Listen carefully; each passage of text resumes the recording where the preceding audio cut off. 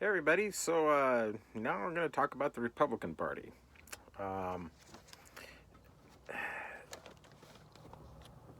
the Republican Party, GOP, which GOP, for those of you who don't know, stands for Grand Old Party. They were founded March 20th, 1854. Um, they splintered off, which is known as, which is now the defunct Whig Party and the Free Soil Party. Um, and it was founded by opponents of the Kansas-Nebraska Act in 1854, and that particular act basically opposed the Missouri Compromise, which there was going to be no slaves above 3630. And if you look at the eastern states like Tennessee and Missouri and everything, there's kind of a line that goes right across. Um, that's that particular parallel, and slaves were allowed below it, and no slaves above it. And after the Kansas-Nebraska Act, slavery was just opened to be anywhere, and um, the people opposed it. That's when they formed the Republican Party.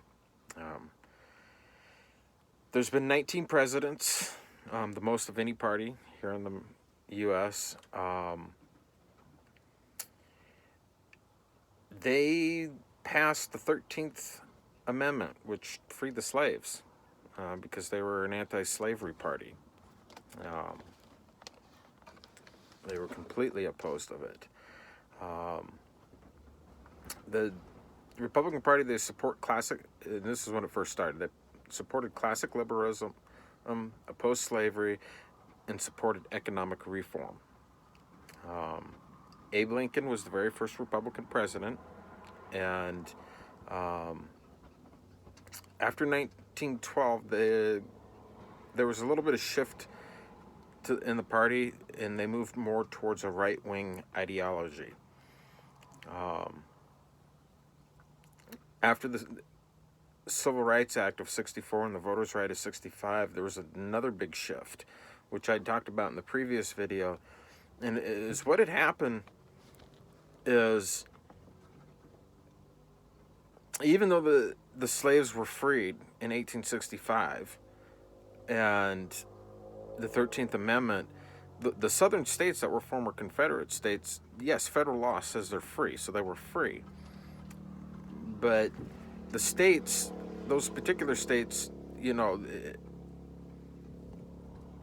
people's lives and their mentality and stuff just doesn't change overnight. It takes time, and the nation's still struggling with this.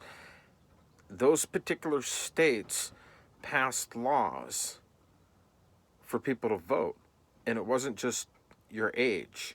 People had to take literacy tests in order to vote, and is what they did, especially with the former slaves, because first of all, they weren't even educated to start off with, so they couldn't vote because of those laws, and the schooling on them was very minimal, so they couldn't vote. And after the Act of 64 and 65 was passed, you got people who were grandchildren and great-grandchildren of former slaves that are now voting.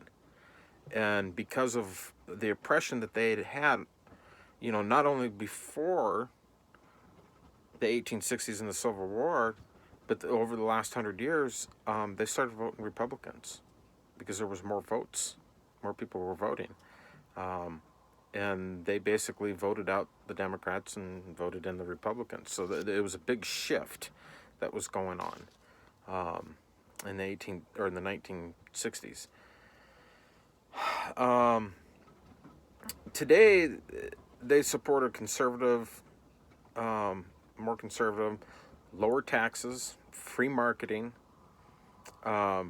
restrictions on immigration, gun rights, restrictions on abortion, and the deregulation of labor unions. And for those who are in labor unions, most of them will vote Democrat because they support the unions.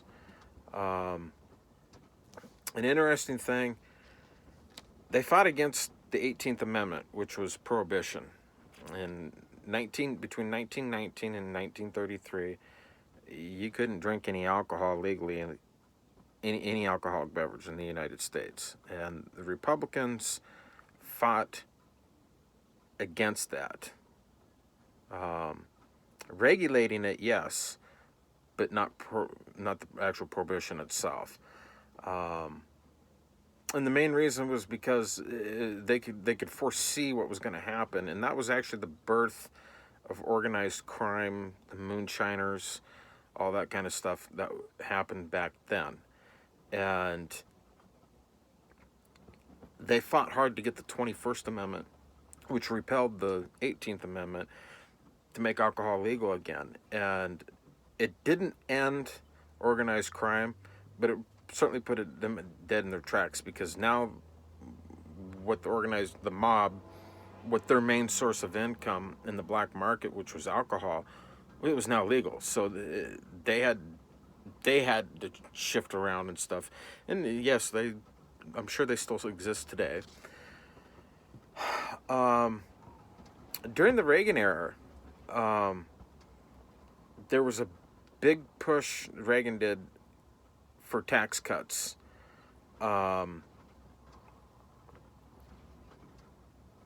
Deregulation of government. It was a real big push in the Reagan era, which was a little bit different. In the 1970s, with the abortion, the Roe versus Wade, that's when the Republicans shifted to more towards against it. That's pretty much the Republican Party. I mean, there's really not much to say, because they really haven't changed their ideology that much since their formation. Everything that's been opposed, they're just ding ding ding ding all the time. Why I like to vote for as a Republican 90% of the time, because of their ideology. A lot of stuff, being conservative, lower taxes. I mean, who wants higher taxes? I mean, come on, people, think about it. Does anybody want higher taxes? I certainly don't. Some of them are just unreal. It's like, really? You're taxing us on this?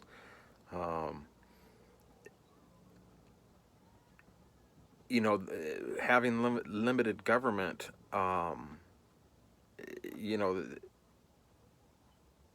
the Republican Party likes that. They push for that. So people can live their dream without the government interfering on everything and almost like dictating.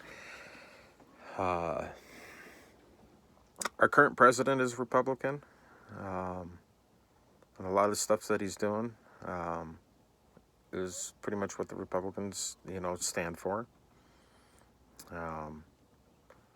Compared to the Democrats, they're almost even with the official membership. They're slightly lower by about 500,000. So it's almost a 50-50. Adding everybody up between both parties doesn't even come to a fraction of what the population is in the U.S. So, yeah, that's about it. Republican Party. Next up, on my next video, I'm going to be talking about how this country is today and how our forefathers would be really upset because what they intended this nation to be is not what it's being or what it should be. And they'd be pretty upset. And it's something that I learned in my history class. So from my history teacher, he's the one who said it. And as the path that the nation's going right now is not what it was originally intended to be. So anyway, thank you.